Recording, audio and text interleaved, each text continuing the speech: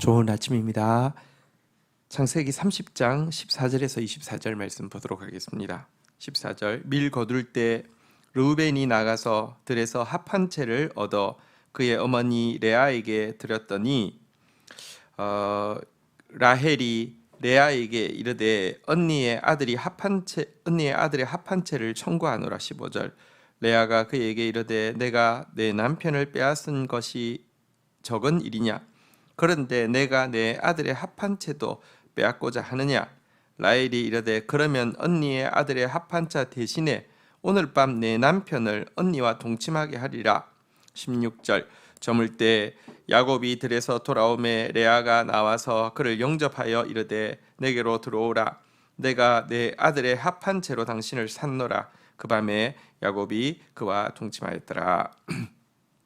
자, 사실 라헬에게 지금 아이가 없는 것은 그녀에게 있는 그 강한 자아와 인간적인 생각들을 내려놓게 하시려는, 그래서 겸손하게 하시는 하나님의 연단이었습니다. 이 때문에 바람직한 자세는 한나처럼 하나님 앞에 마음을 통하고 기도하는 것이었는데요. 그녀는 계속해서 인간적인 방법만 쓰고 있습니다. 어제는 시녀를 주어서 그 방법을 쓰더니요, 오늘은 이제 합 한 채에 집착을 하는 장면을 봅니다. 여러분, 사실 그 레아의 아들, 첫째 아들 르우벤이 합 한 채를 우연히 구해 오게 되었습니다. 사실 이 르우벤이 이때 몇 살이었는지 대충 계산을 해보면 한 대여섯 살입니다. 대여섯 살 아이가 무슨 합 한 채를 뭔지 알고 구해왔겠습니까? 그런데 이 합 한 채 열매는 체험제 성분이 있어서 임신에 효능이 있다라고 알려져 있는 것이었는데요. 이것을 르우벤이 구해 오니까 눈이 돌아가서 이제 그거 달라고 싸움을 일으키게 되었고요. 그러자 첫째 언니 레아는요, 동생에게 그동안 남편 근처에도 얼씬도 못하게 맡고 있던 그 악행에 대해서 막 이렇게 분노하면서 이야기하자, 이제 남편을 하루 허락을 해줄 테니까 대신에 합 한 채 달라, 이렇게 이제 거래를 하게 된 장면을 보게 됩니다. 얼마나 자녀 출산을 놓고 레아와 라헬 사이에 경쟁이 심각했는지를 단적으로 보여주는 이야기입니다. 자, 이렇게 해서 합 한 채를 사게 되었고 레아는 또 남편을 오랜만에 보게 되었는데요. 자, 17절 보겠습니다.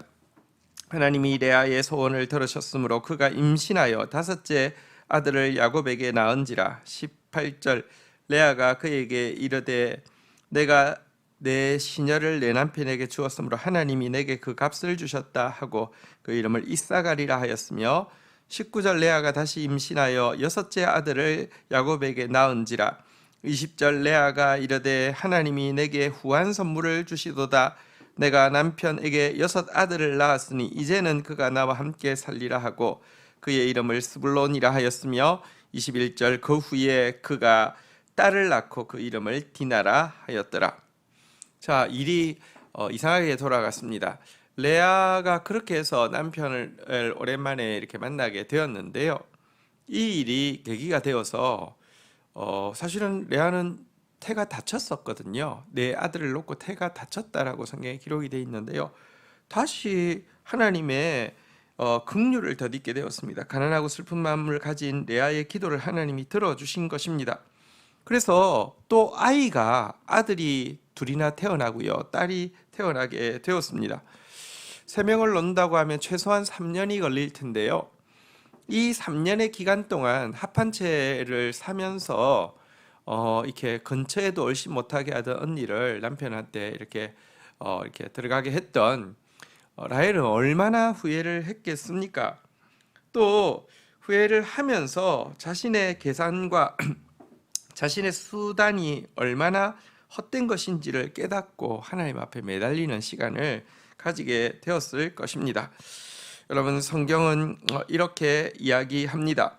내가 다시 해 아래에서 보니 빠른 경주자라고 선착하는 것이 아니며 용사들이라고 전쟁에서 승리하는 것이 아니며 지혜자들이라고 음식물을 얻는 것이 아니며 명철자들이라고 재물을 얻는 것도 아니며 지식인들이라고 은총을 입는 것도 아니니 이는 시기와 기회는 그들 모두에게 임함이라.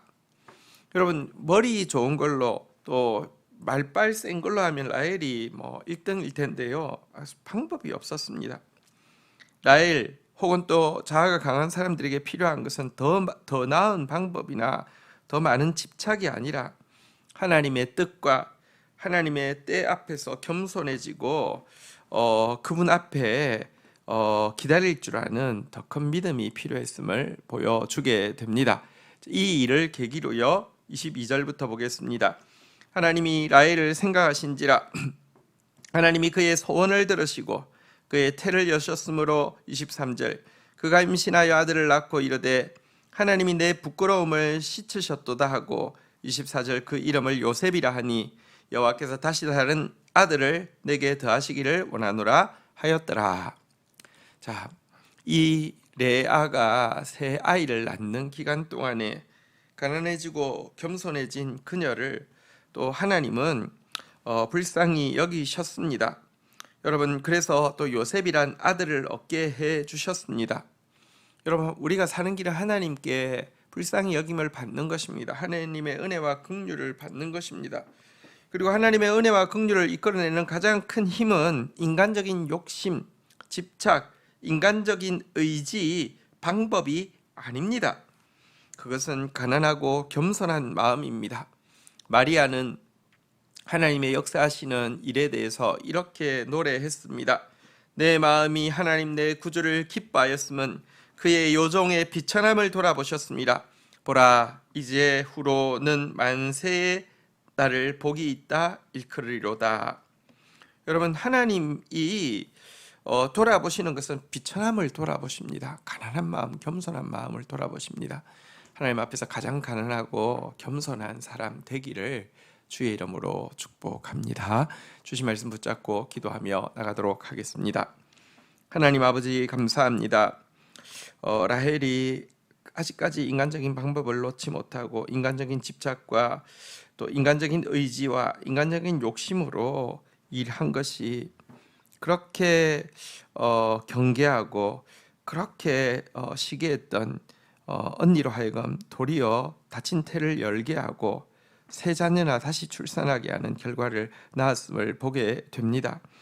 하나님, 우리가 아직까지 내려놓지 못하고 있는 인간적인 그 의지, 방법, 욕심, 집착들 제발 내려놓을 수 있도록 은총을 베풀어 주시옵소서. 하나님 앞에서 가난하고 겸손해짐으로 말미암아 주의 긍휼을 이끌어내는 사람 되어지게 하여 주옵소서. 라헬이 자기의 모든 방법이 통하지 않고 도리어 자신을 더 비참하게 만드는 것을 깨닫고 가난해지고 겸손해졌을 때 요셉을 허락하여 주신 하나님, 이 하나님의 마음을 아는 자로서 하나님 앞에 빨리 항복하고 내려놓는 지혜자가 되어지도록 저희를 지켜 주옵소서. 예수 그리스도의 이름으로 기도 올립니다. 아멘.